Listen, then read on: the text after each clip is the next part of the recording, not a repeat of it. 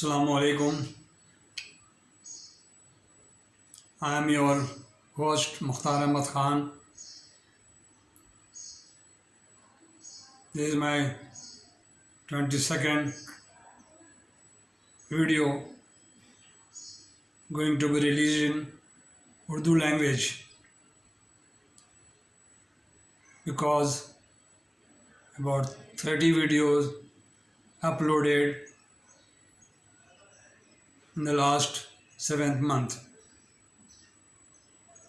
and I feel very embarrassing that very few people, about 100 subscription received or reached my channel. Therefore, although my all videos related in UK, India and USA, however, I feel it is better to side by side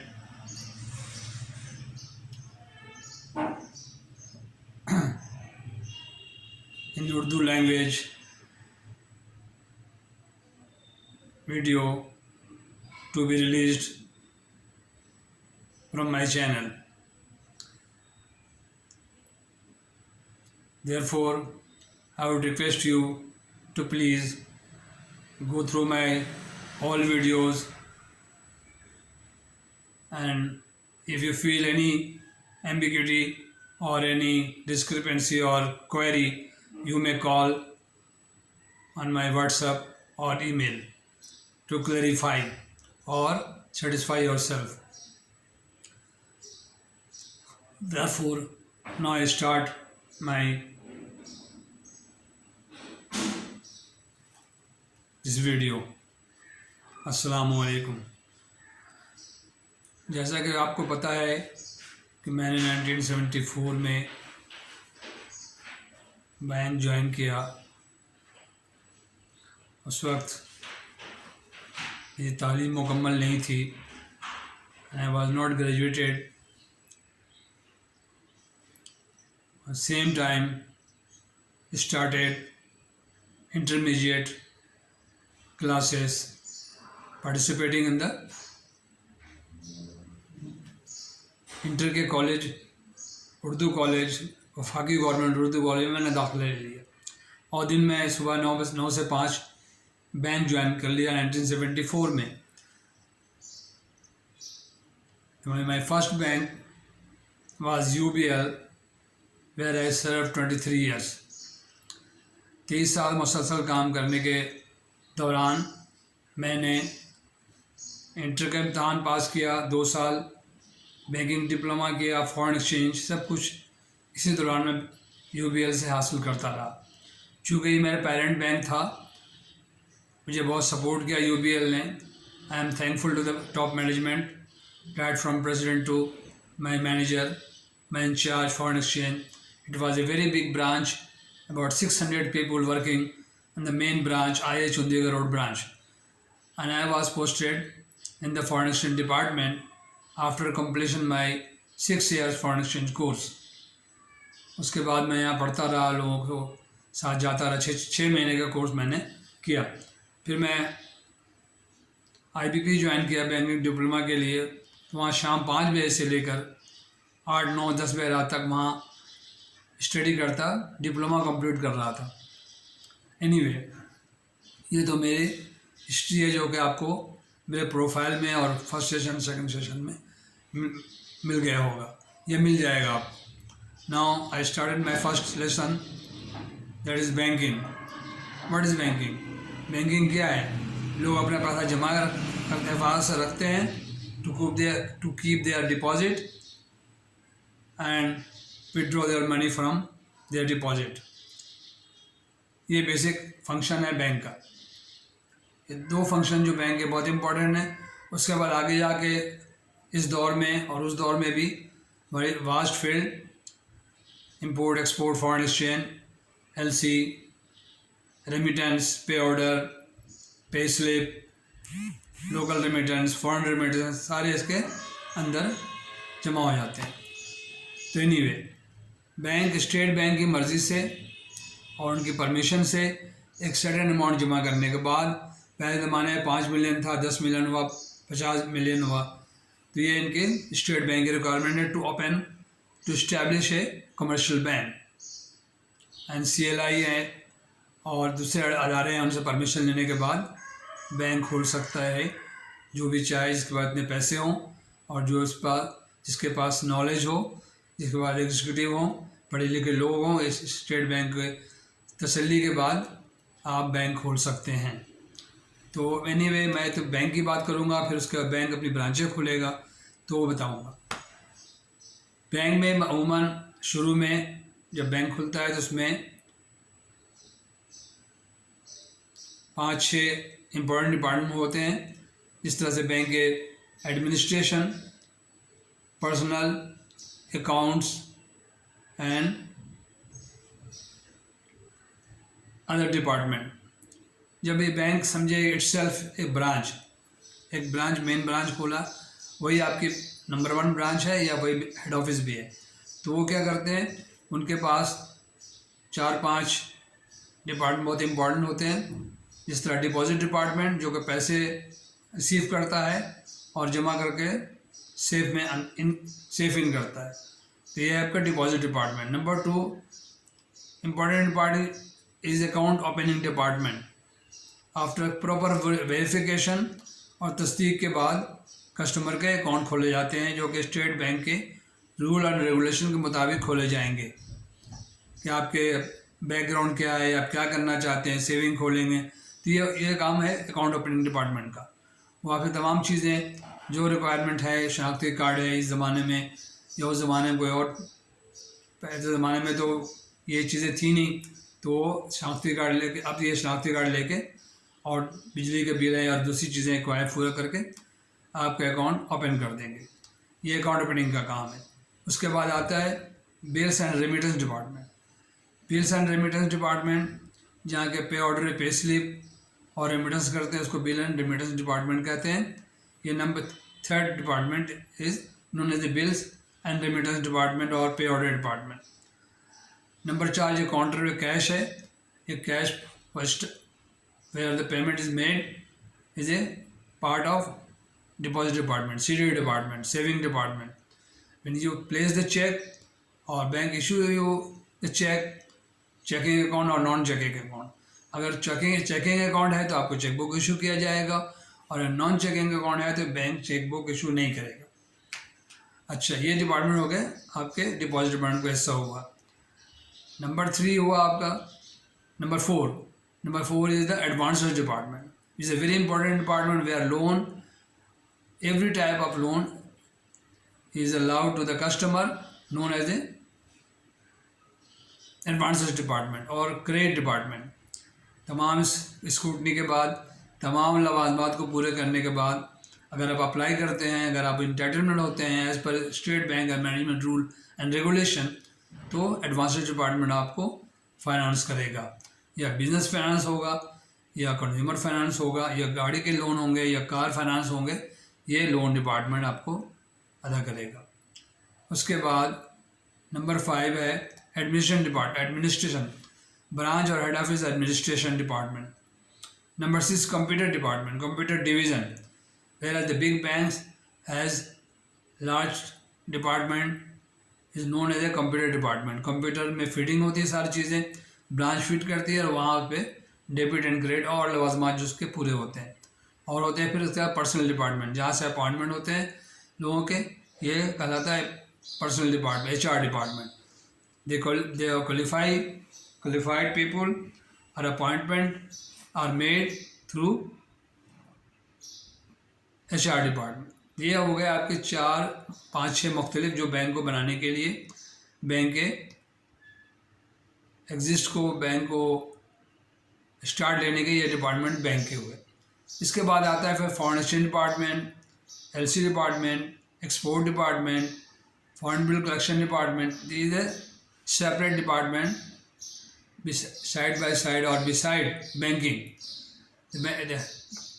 they are run by the head office, but they are they are very expert people and well trained people जो होते हैं, जिनको training दी जाती है और जो इस काम में हमारे ज़माने में 7-8 साल के बाद फाउंडेशन ट्रेनिंग के बाद 3-4 साल बैंक में कंफर्मेशन के बाद वक्त गुजारने के बाद सीनियरिटी के बाद मुझे ये मौका मिला कि मैंने फाउंडेशन को सर्व करूं as a import LC department, as a LC opening department.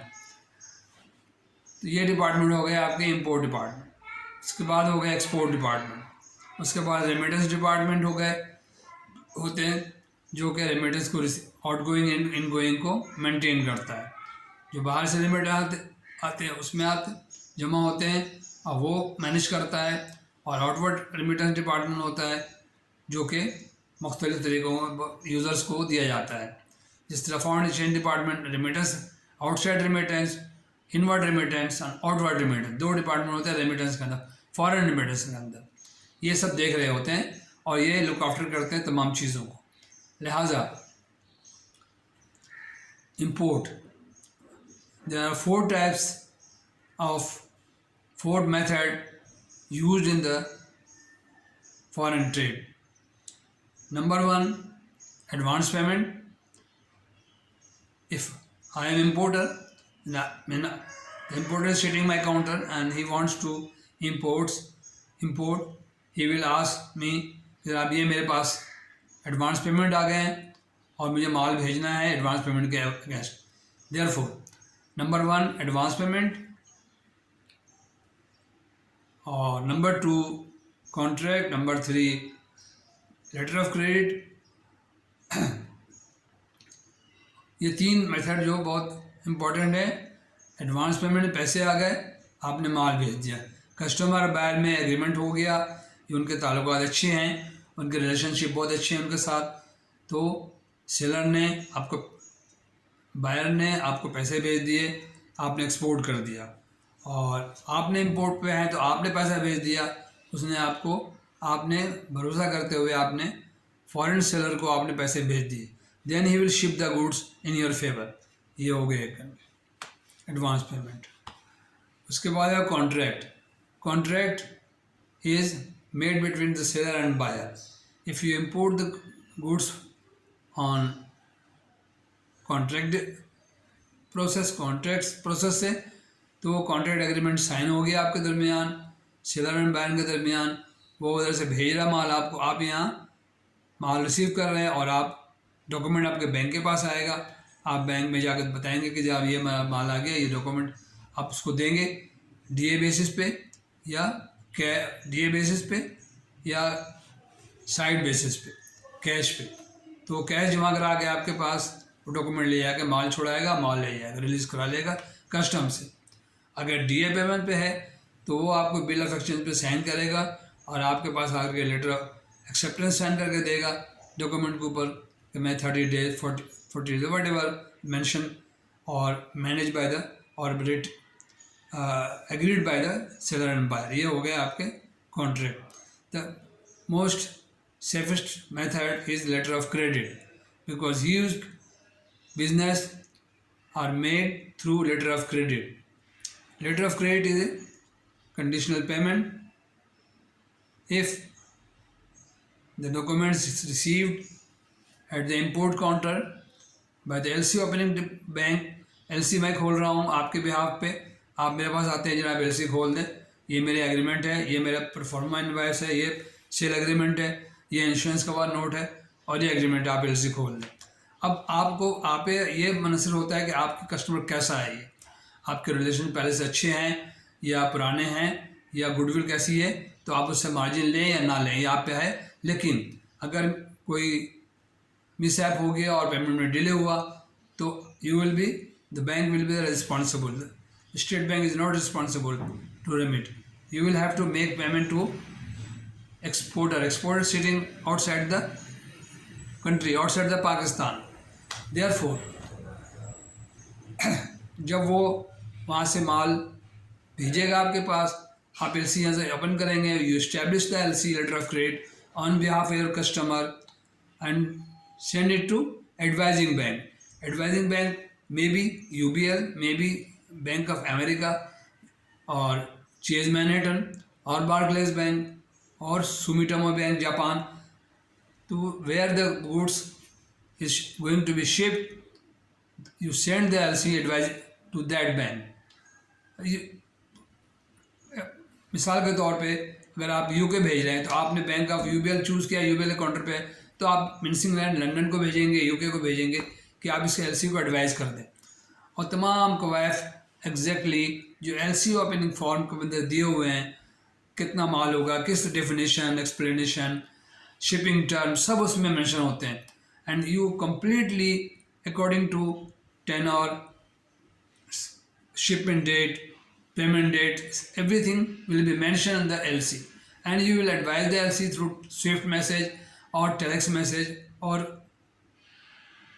manual. You will send the LC to your advising bank who advise UK, or the customer bank, maybe in UK, any other bank, the customer willing to receive the your LC.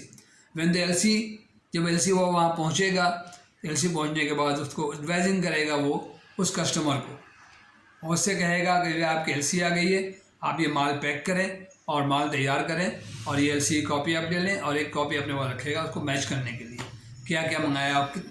Everything must be mention in the letter of credit and the goods must be according to the letter of credit, otherwise any ambiguity the advising bank not accept the document to your seller. The seller is exporter and you are the buyer, importer.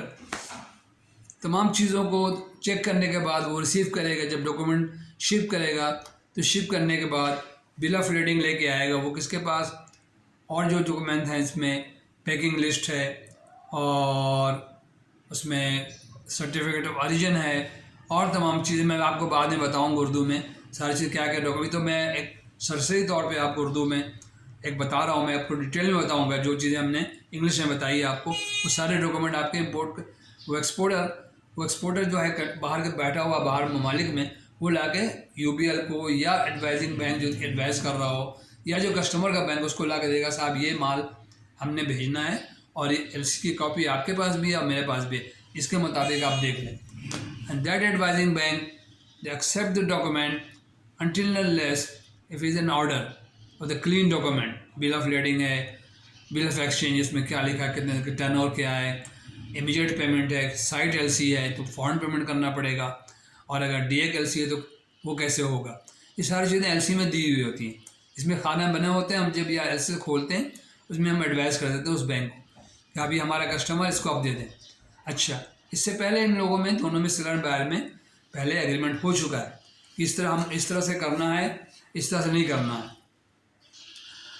अच्छा, जब ये documents के पास जाएगा advising bank के पास, advising bank जिसने LC advice की थी accept करेगा डॉक्यूमेंट। इफ़ एवरीथिंग इज़, वो स्कूटी में टाइम लगाएगा, 1 दिन भी ले सकता है, 7 डेज भी लग सकता है, 3 डेज भी, what ever mention in the international market law UCP 500-625 जो चल रहा है इस दौर में। तो 3 साल हो गए, 4 साल बैंक छोड़े हुए, तो मुझे तो नंबर का पता नहीं है कौन सा चल रहा है इसमें।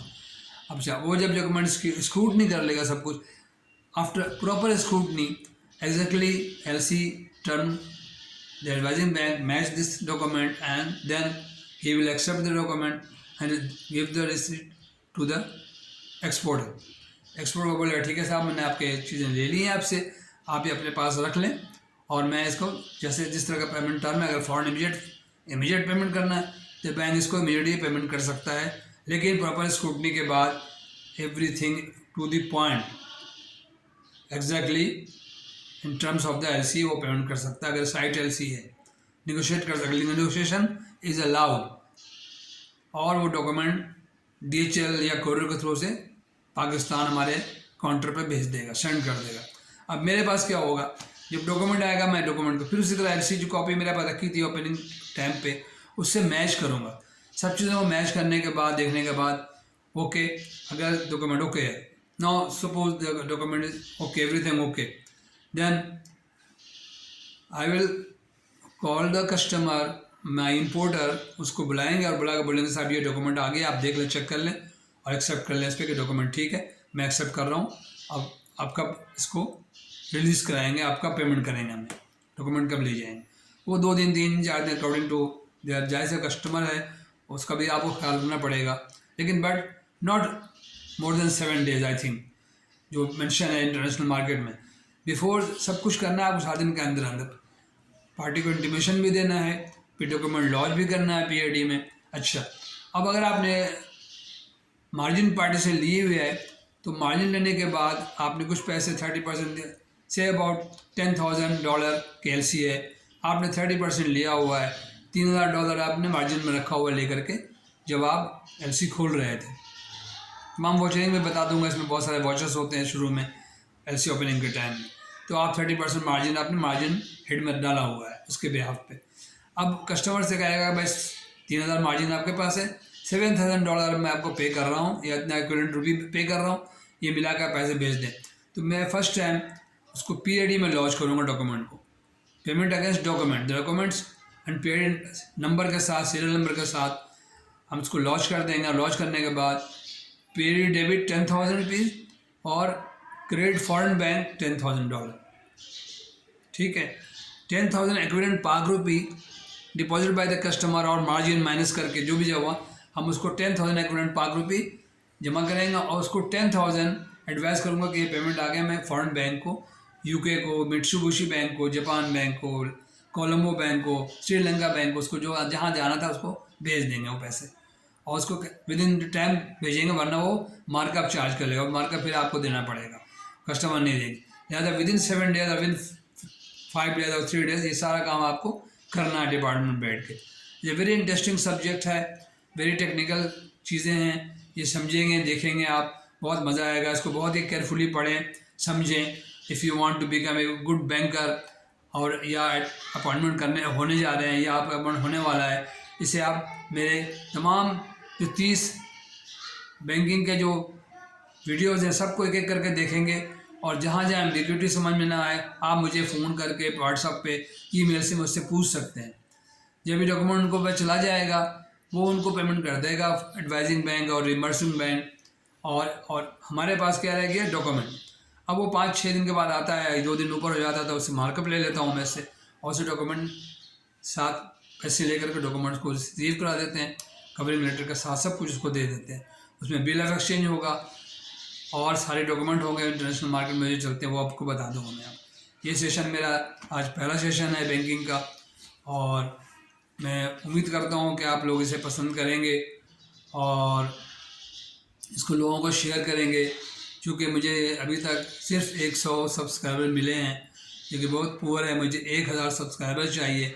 अगर आपको वीडियो अच्छी लगे तो मुझे ज़रूर इन्फॉर्म करें, कमेंट करें, वॉच करें, लोगों को शेयर कर दें और साथ में सब्सक्राइब कर दें, क्योंकि मैं बड़ा सीनियर आदमी हूँ। मैं घर बैठ के कोविड के बाद, रिटायरमेंट के बाद, ये मैंने ऑनलाइन कमाने के लिए, ऑनलाइन अर्निंग के लिए मैंने शुरू किया है। एक आप लोगों को नॉलेज भी शेयर करता जाऊँगा और कुछ थोड़ा बहुत प्रीमियम हमें यूट्यूब अदा कर देगा, लेकिन कब करेगा जब ये चीज़ें कामयाब हो जाएंगे, जब मैं टारगेट अचीव कर लूँगा, उससे पहले नहीं मिलेंगे मुझे। लिहाजा आपसे फिर गुजारिश है कि आप लोग देखें इसको उर्दू में, और अगर कोई क्वेरी हो तो आप मुझसे पूछ सकते हैं, और ज़रूर शेयर कर दें। अगर अभी तक नहीं किया है तो शेयर कर दें।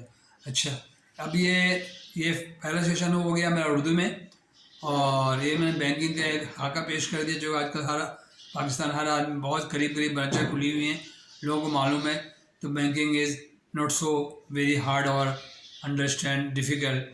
और उसके बाद यूटिलिटी लेते हैं, ये बिल जमा करना होता है। सारे बैंक, स्टेट बैंक ने इनको दिया हुआ है कि आप ये करेंगे, आप ये करेंगे, line of action under the rule and regulation of the Pak, and the foreign banks are also operating in the Pakistan, and all banking sector is under the control of the State Bank of Pakistan, which is our central bank, जो हमारा controlling bank है। तो बाहर बैंकों में reserve bank होते हैं, दूसरे बैंक होते हैं। लिहाजा ख़वातीन व हज़रात या मेरे व्यूअर्स या मेरे नाज़रीन जो देख रहे हैं, वो समझ लें कि ये बैंकिंग आसान भी है, सहल भी है, लेकिन थोड़ा स्टडी करना पड़ता है इसको। उसके बाद अगर आप बैंक में जाएंगे या एज ए कस्टमर जाएंगे तो भी स्टडी करें, ताकि बैंक वाले आपको किसी तरह से आपको गलत मिसगाइड ना कर सके और आपका काम करें वो। इसलिए कि वो पाबंद है कि कस्टमर का काम, कस्टमर सर्विसेज डिपार्टमेंट बहुत इंपॉर्टेंट है, मैंने बताना भूल गया। आपका कस्टमर सर्विसेज जो है ना मेन बिजनेस एक्वायर करता है, तो good relation with the customer. मेरी ज़िंदगी के 43 साल मैंने गुजारे हैं बैंकिंग में। मेरा राज यही है कि मैं कभी लेट नहीं उठा, सुबह की नमाज़ पढ़ के तैयारी करता, 8 बजे घर छोड़ देता और 9 बजे से पहले मैं अपनी सीट पे होता। नूरियाबाद में रहा हूँ 9 साल, 8 साल इस्लामाबाद में रहा हूँ, गुजर खान में रहा हूँ, तमाम बैंकों में 9 बैंकों को मैंने सर्व किया है।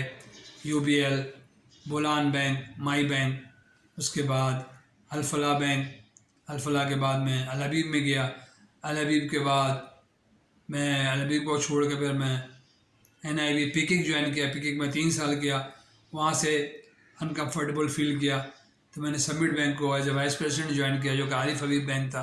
वहाँ नूरियाबाद जाना रोज़ाना 150 किलोमीटर, 100 किलोमीटर सुबह गाड़ी चलाना और शाम में आना, और इसी गाड़ी में फिर लोगों से मिलना, कस्टमर सर्विसेज देना, कस्टमर के पास जाना, नए नए अकाउंट खोलना, नीचे हैदराबाद तक जाना रोज़ाना, और वहाँ से कैश लेके आना, कॉइन्स जमा करना बैंक में।